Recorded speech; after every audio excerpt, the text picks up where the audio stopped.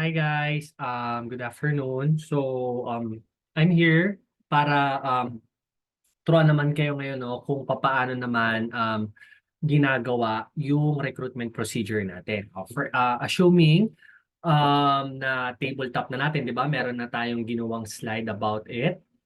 Tapos nag-decide na sila tuloy-tuloy no, or mag-exam na. So next step natin, di ba, ang gagawin is kunin na natin yung complete name nila, hingyan natin sila ng valid ID, gagawa na sila ng PLUK email, kukunin na rin yung WhatsApp number. Of course, they need to download WhatsApp app. Okay, and ano pa ba? Kunin natin yung birthday nila. Alright, so kapag nakuha na natin lahat yon, ililista na natin sila doon sa orientation loop. Alright, so kapag nagawa nyo na yon, okay, pwede nyo na silang i-register doon sa ating JoinPro na site. Okay, so sa JoinPro na site, doon po nila magagawa yung modules which is part of their coding requirements. Okay, doon din sila makakapag-register or doon sila maire-register ng exam. Kung gusto nyong bumilis yung recruitment nyo, if I may suggest, kayo na gumawa on behalf of them. Okay? Ako kasi, since the very, actually natutunan ko lang siya, no, na ako yung gumagawa ng modules nila, ako nagsiset ng ILT sessions, kinukuha ko lang yung mga bagay na kailangan nating makuha from them. Why? Yung urgency. Okay? Kasi kung iaasa mo sa kanila yan at hindi pa sila ganun ka-familiar, tapos busy ka rin dahil nga part-timer ka, baka mawala yung urgency, dumating yung time na hindi mo na sila ma-convert. Okay? So, again, kung nag-uumpisa ka pa lang naman, no, hindi naman siya mahirap, hindi naman din siya ganun katagal para ma-execute to. Actually, yun nga yung reason kung bakit ako may video na ganito, no? Para magkaroon na kayo ng idea kung paano siya ginagawa at kung gaano siya kabilis. Alright? So, yun yung ipapakita ko sa inyo. Now, for this one, assuming po no, na nakagawa na tayo ng email nila. Okay? Reminder lang, yung PLUK email nila, di ba may default password yan, which is yung aslia@12345. Bakit ganon? Kasi nga po, para may access nyo siya. Okay? Assuming kayo na yung gagawa nung modules nila. Alright? So, ayan. Start na tayo. Ayan, share ko lang. Alright. Okay. So, going back, assuming, no? Assuming meron na kayong PLUK email niya, okay, and then na-access nyo na, pupunta na ngayon kayo doon sa joinpro.com.ph. Okay? Pagdating mo dyan, i-click mo yung our proposals. Okay? And then, sagutan lang natin. For example, ha? Ayan, dyan, papangalan ng best friend ko.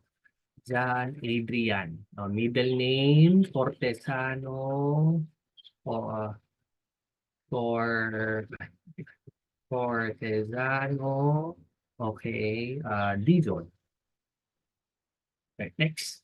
Yan, so very straightforward lang guys, napakadali lang naman yung ano, no? So 2603-031-9824. Halimbawa lang, number ko niyan. Yung email niya, Pluk, sorry. Halimbawa, Pluk to ha. Gumawa lang kasi ako, sample email ko lang kasi to. Alright, so sige, para mapakita ko lang kay inyo. Assuming may PLUK sa harapan yan. PLUK Mark Oreta 2023 at gmail.com. Alright, so i-click nyo lang yung I consent and then I am not a robot. Okay, and then wait lang natin siya and then click next. Okay, pagka-click mo nung next, lagay mo lang dyan 100,000. Guys, huwag niyo nang pahirapan yung sarili niyo. Yan yung default answer. Sell, recruit, and manage, default answer niyan. Then click next. Alright, scroll down, click next. Scroll down, click next. Scroll down, ayan, napakadali lang guys. Click next. And then for this one, sagutan mo na yan. Birthday. Halimbawa, birthday ko na lang ulit. Sige, kunyari, ano tayo? Year 2000 tayo. Masyado malayo. Sige, April na lang. April 15. Okay? Yan yung birthday ni client. Di ba? Nakuha nyo na yan eh. Kasi di ba, hiningi na natin sa kanila. So, hindi nila kailangang itanong dapat yan by now. Male. Employment type. Let's say fresh graduate. Alright, so address, Black 0, Lot 0, Chorba. Halimbawa lang, subdivision barangay, Dimagiba. Okay, province, Manila. Zip code, let's just say 1008. Okay, check mo lang yan and then finish my online BYB. Guys, napakadali, no? Very simple lang. And then, i-copy nyo po yan. Okay, make sure na na-copy. And then, once na na-copy mo na yan, pumunta ka na dun sa e-licensing journey. Yung nasa right side ni our proposal. Alright, so click mo lang yan. And then, sign up. Okay, lalabas na yan. I-click mo lang yung application type, new license. Do you pre-register? Yes. And then, i-paste mo na dyan yung kinapi mo kanina. Then press enter or search. Ayan, lalabas na po yung account details. Ayan. Okay. Ang password na nilalagay lang natin dito, again, yung Asliela lang 12345. Okay, default na lang natin yan para huwag na kayo mahirapan. Madaling matandaan. Okay. Okay. 1, 2, 3, 4, 5. Alright. Hindi siya nabalabas. 1, 2, 3, 4, 5. Do you have an existing ProExpert account? Of course, no. Basic information. Ay, lumabas na, guys. Di ba? Yun yung purpose ng copy-paste na yan. Recruiter's information. Okay. Ayan, nakalagay dyan, di ba? My recruiter is still due for coding. Kapag tinik mo yan, okay, makikita mo yung details na yan, yung recruiter's application details, doon sa ProExpert din niya. Okay, doon nyo po makikita yon. Now, kung wala pa yan, for example, wala na lang talaga, no? Pwede nyo pong ilagay kung sino yung recruiter nyo na coded na. For example, si Angel Pontod, wala pa siyang license. Recruit niya kagad si Eunice Datoy. Okay, kompleto yung name, no? Ayan. Pwede mo nang ilagay yung code ko dyan. Huwag kayong mag-alala. Ang final naman na i-consider ni ProLife is yung doon sa coding documents pa after pa mapasa exam, after pa matapos yung module, after pa makapag-orientation. Okay, so huwag nyo na pong problemahin yan. But kung coded ka na, just follow mo lang. Halimbawa, yun nga, coded ka na, no? Lagay mo lang dyan. Referring agents code 700868021. Last name, kahit yung last name, lagay mo, Oreta. Pag sinerch mo yan, boom, lalabas na yan. Okay, mag-auto answer na yan. You just click email address for verification address, verification code, and then click mo lang yung I'm not a robot. Slack. Yan. Of course, magsisend din ng OTP doon sa email natin. Ito guys, assuming ito yung email ni client mo ha, PLUK yan. For this presentation lang, no, ito kasi yung email ko sa Zoom, ginamit ko lang. 781234, type mo lang, 781234, verify. Pag nag-successful yan, magla-login ka pa ulit. Okay? Ayan, go to login. Right? So type mo lang ulit. PLUK ulit ha, Mark Oreta 2023 at gmail.com. Okay, and then password, that's media at 12345. Email address for OTP, click I'm not a robot, and then log in. Request ulit ng OTP yan. Balik ka lang ulit doon. Okay, huwag mo lang pansinin yan. Ayan, 544405. 544405. Verify. And then makakapag-login. Ayan. So that's how you create a Join Pro account for your recruit. Now, ano po ba ang meron dito? Bago tayo pumunta dito sa GoTo Pro Expert, dito po nire-register yung exam. For example, ako, recruit ko si Jennifer. Okay? Nagbayad na siya. Yung resibo na yan, manggagaling kay Danica. Okay? So kapag meron ka ng resibo, i-click mo na tong Insurance Commission Examination. Nag-usap kami ni Jen. Jen, kailan ka ba mag-e-exam? Sabihin niya March 26 or yung pinaka-last for this March. Alright? So saan mo gusto mag-exam? Gusto ko sa Makati. Okay, lagay natin Makati Annex kasi ito yung common no? Ayan. Available schedule. Ano bang pinaka-last natin dito? April 23. Okay, so i-click mo lang yung April 23. Tapos, anong type of exam? Usually kasi single lang yan. Diba? So, of course, prioritize natin yung variable. So, you just click variable and then you input the exam fee or number. Makikita po yan sa upper right corner ng inyong resibo. Q. Laging QM yan. Okay, may QM. Ay, makikita nyo, di ba? O, lagyan natin kunyari 652222222. O, ayan. Okay? Then, kailan ito binayaran ni Danica? Yung secretary natin. Okay, for example, binayaran nyo nung March 1. O, ilagay mo March 1. O, be careful lang, ha? Okay, be careful lang. Okay, and then you click register.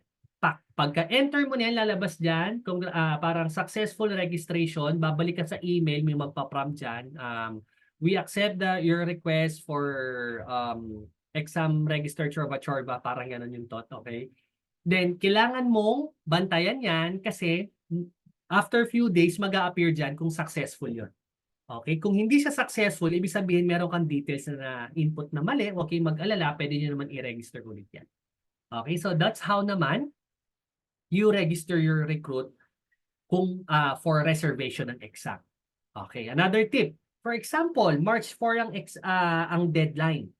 Okay, for March 26 na exam. Dapat guys, March 3 pa lang nare-register mo na or March 2. Huwag niyong sinasagat. Most of the time, nauubos ka agad yung slot. Hindi nyo na makukuha. E paano ko ilang inilib ng client? Kawawa naman si recruitment. Okay, ma-adjust yun. Matetenga na naman. 'Di ba? Baka mawala na yung urgency. Okay, so hindi natin sila minamadali talaga. Kumbaga, yung iba kasi, ang kulit-kulit naman nito. Or yung iba, nahihiya, mang madali. No, pero kasi guys, ang totoo niyan, ayaw natin kasi mawala yung urgency. Mas fresh, mas mabilis, much better. Mas malaki yung chance na ma-convert ka agad yan. Okay, kumbaga yung gigil nandun pa. Okay, now assuming natapos na natin, no, na-register na natin yung exam, pwede ka na pumunta dun sa GoToPro Expert. Take note guys, hindi mo kailangang i-register mo na siya sa exam bago mo gawin yung module. Okay, wala namang problema yon. Kung unahin mo muna yung module bago mo siya gawin ng exam. Okay, so ngayon, mag-o-open lang ako ng account ng iba. Okay. Kasi masyadong matagal, no, kung isa-isain natin. Ayan, for example, no, okay. Yan, pansin nyo na, no, na ako talaga lahat gumagawa. Kaya kabisado ko na yung mga email din nila. Ay, password, madali lang naman. Kasi isa lang naman, di ba? Oh, invalid captcha. Sorry. Okay, so hindi naman siya confusing, guys. No? Pwede naman i-pause tong video, but nevertheless, it's so simple lang. Oh, ayan, katulad dito, guys, di ba? Nag-register na namin to ng exam recently kasi nga hindi siya nakatuloy ng exam last time. Oh, IC registration notification. Oh, good day, Jester Linder. This is to confirm your slot for IC examination. Oh, ayun, okay na siya. Sa March 23 siya. Na-move siya dapat nung for second week yata, third week. O sa last week na siya. O, ayan na guys. O, ito yung sinasabi ko kanina nga, abangan nyo. Okay. So, ganun lang siya guys. For example. Now, going back, doon na tayo sa module. 727922. 727922.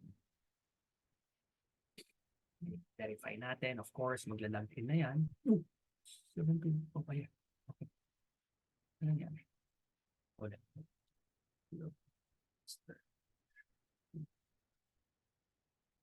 Okay, ito talaga guys pag so, pagpasensyahan nyo na.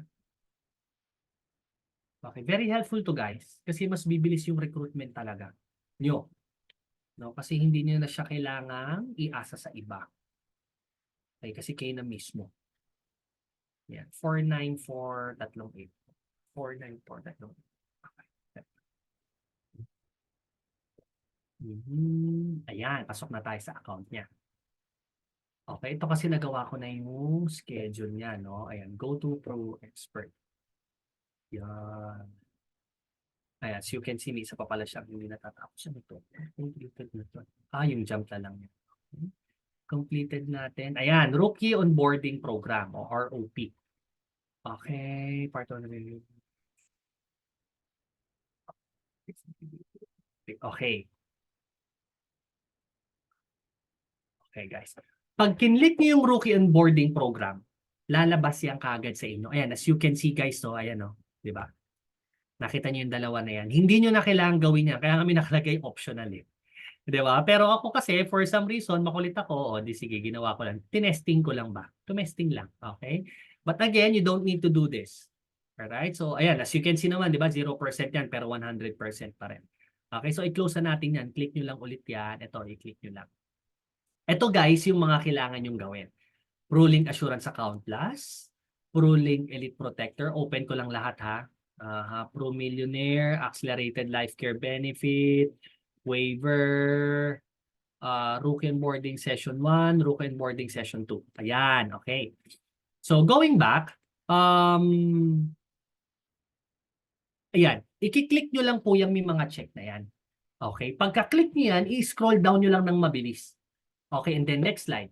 The next module, and so on, and so on, and so on. Etong video assessment, since optional ulit yan, hindi nyo na kailangan gawin. Okay, so paulit-ulit nyo lang pong gagawin yon hanggang sa dumating po kayo doon sa ILT schedule. Okay, so pagka-click mo ng module, scroll down pinakababa, next module. Scroll down pinakababa, next module. O, sample lang. O, ayan, click yung isa. Or start over, for example. Kasi nga, completed na siya.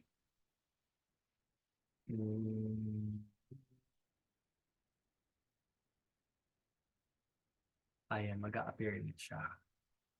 Medyo matagal lang, guys. Ayan, start course. And then, scroll down muna, pilang mabilis. Ayan, then exit lesson. Ganun lang.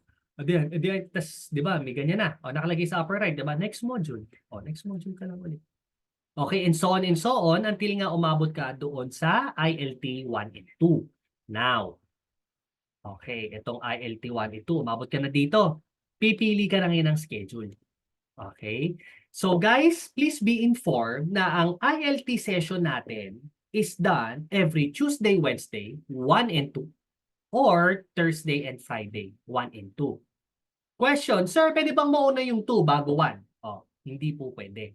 Okay? Kaya kung hindi siya naka-attend ng ILT1 at gusto niyang umattend ng ILT2, reschedule mo na lang. Kasi hindi pwede. Dapat tapos mo na yung 1 bago ka mag-proceed sa 2. Tuwing anong oras po ba ang ILT session? Dalawang schedule po yan. Pwedeng 9 a.m. to 12 noon or 6 p.m. to 8 p.m. O, usually ng mga part-timer, since after work sila pwede, gabi yan, 6 p.m. to 8 p.m. sila. Okay? Hindi po kailangan naka-video on. Pero from time to time, nag-a-ask sila ng questions and it would serve as your attendance yung sagot mo. For example, naka 1 hour na or every 30 minutes yata yung tanongin nila, anong gusto mong dinner? O sagot ka lang doon, adobo. Pag hindi ka sumagot doon, mark ka ng absent. Okay? So, ganun siya. Hindi siya kailangan naka-video on. Alright? So, ganun po. Mamimili lang din kayo ng schedule, lalabas dyan. ILT1, o halimbawa, March, Tuesday, Wednesday, ano ba ngayon? 4, di ba? March 4 ngayon. O, lagay mo, 5 and 6. Okay, ILT1, 5. ILT2 is 6. Okay, and then, pag hindi sila pwedeng Tuesday, Wednesday, sa 8 na sila, Thursday. ILT1, 8. ILT2, 9. Okay, then pili ka lang ng time slot. Kung magkaiba ng time slot, halimbawa sa ILT1, morning siya, and then sa ILT2, gabi siya, walang problema. Okay, walang problema yon. Okay? So, assuming na schedule mo na, no? And na-attendan niya na yan. Okay, natapos na niya yung ILT schedule na yan. Okay, proceed ka na ngayon doon sa asan yung ILT? Nawala. Yun. Okay. Proceed ka na ngayon dito sa exam. Okay. Alright? So, i-click mo lang yan. Doon sa video 1 and 2, kailangan po tapusin nyo yung video talaga. Hindi ka pwedeng mag-alt-tab tapos manonood ka ng YouTube halimbawa no, habang inaantay mo. Hindi siya aandar guys ha. Kaya huwag kayong magtaka. Dapat talaga yung monitor mo nandun lang sa video na yan. Okay? Bigyan ko kayo ng tip. Guys, pwede nyo i-fast forward. Pero huwag sagad na sagad. Halimbawa may 5 seconds o kahit 3 seconds na lang sa dulo pwede yun. Okay? Di antayin nyo lang matapos and then next video, ito na po yun. Okay, and so on lang. Alright, so ito yung mga ninja technique natin para mabilis yan. Alright, so ito sa exam fee, ang sagot po dyan sa trainer fee payment, lagay mo lang code now, pay later. And then NA lang yan. Okay, napakadali lang yan guys, huwag kayong magpaka-stress dyan. Sa product exam, 3 po yan. Ibibigay ko na po yung mga sagot dyan sa description ng video na to. Okay, so makikita nyo po dyan yung tama. Set 1, understandable na yun, yun yung product exam, nilagay ko na lang product exam, compliance exam, and then underwriting exam. Okay, so guys, sobrang bilis lang yan. Okay, meron na tayong leakage, kokopyahin nyo na lang. Ngayon, kapag nasagutan nyo na po yun, okay, instructions assignment. Okay, meron po kayong papapirmahan doon sa recruit nyo. Pero ito guys, huwag nyo na ganun problemahin to, no? Pwede nyo na ipasa sa secretary natin, siya na yung mag-upload. Madali na yan. Sorry, dito sa uploading of assignment. Okay? Dito yon. Meron na tayong form yan. Isisend ko na rin. Sige, isisend ko na lang din para at least kayo lang mag-upload na mag-upload. Papalitan nyo lang po yung pangalan. Huwag nyo na pong galawin yung mga details na nandun kasi hindi naman nila chinecheck yan. Walang problema. No? Trainer evaluation, pag nag-register ka kasi ng ILT session 1, makikita mo na kagad kung sino yung facilitator nyo. Okay? For example, ito na lang. Saan na ba to? Ayan, no? Pro Expert LMS, session 1. Sino ang... ayan, Alexandra Santiago, yung facilitator niyan. Okay, so punta ka dito, pag kinlik mo yan, hanapin mo lang yung Alexandra Santiago. Then bigyan mo lang ng score, 44444, okay na yan, and then NANAN. Okay, so mako-complete mo lahat yan. Ang hindi mo lang mako-complete is yung ILT 1 and 2. Pag naka-attend na siya dyan, tsaka po mag-green yan, and then lalabas na po yung 100%. Now, kapag in-access po ito ni Danica, okay, pwede na tayong mag-print ng certification of completion. Punta ka sa achievements, makikita mo dyan. Ayan, rookie onboarding, download certificate. Sige, download ko na para at least makita nyo. Ito po yung certificate na pinapasa sa head office natin para ma-facilitate natin yung process ng coding documents. Alright, so hopefully clear naman po siya. And again, if you have any more questions, just feel free to message me. Guys, practicein nyo to ha. If you want to be serious with this business and you want to expedite your recruitment, take advantage po natin yung mga ganitong initiative kasi sayang naman. No, huwag nyo na lang isipin yung effort ko. Isipin nyo na lang, tulong ito para sa sarili nyo. No, kasi kayo naman din magbe-benefit nito at the end of the day.